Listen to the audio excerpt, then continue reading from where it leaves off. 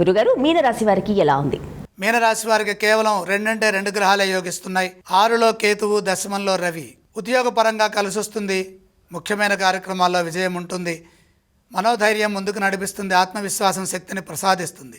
పై అధికారుల నుంచి గుర్తింపు, ప్రశంసలు రెండూ ఉంటాయి. సంతృప్తికరమైన జీవన విధానం సూర్య భగవానుడి యొక్క అనుగ్రహం వల్ల చేస్తున్న పనుల్లో లభిస్తుంది. భవిష్యత్ అవసరాలను దృష్టిలో పెట్టుకొని మంచి ప్రణాళికల ద్వారా స్థిరమైన విజయాన్ని సాధించండి. లక్ష్యానికి దగ్గరలోనే ఉన్నారు. ఎంత ప్రయత్నం చేస్తే అంత గొప్ప ఫలితం లభిస్తుంది.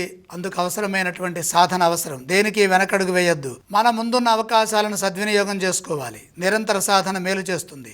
శత్రుదోషం తొలగుతుంది. మిత్ర సహకారం లభిస్తుంది. దైవబలంతో కొన్ని సమస్యలు పరిష్కారం అవుతాయి.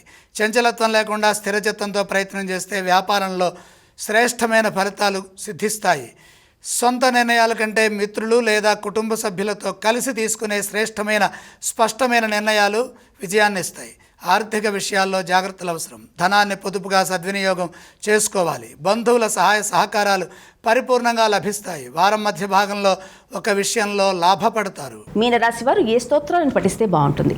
మీనరాశి వారు నవగ్రహాలని స్మరించడం ఉత్తమం. వారు ఏ ఆలయాన్ని సందర్శించాలంటారు?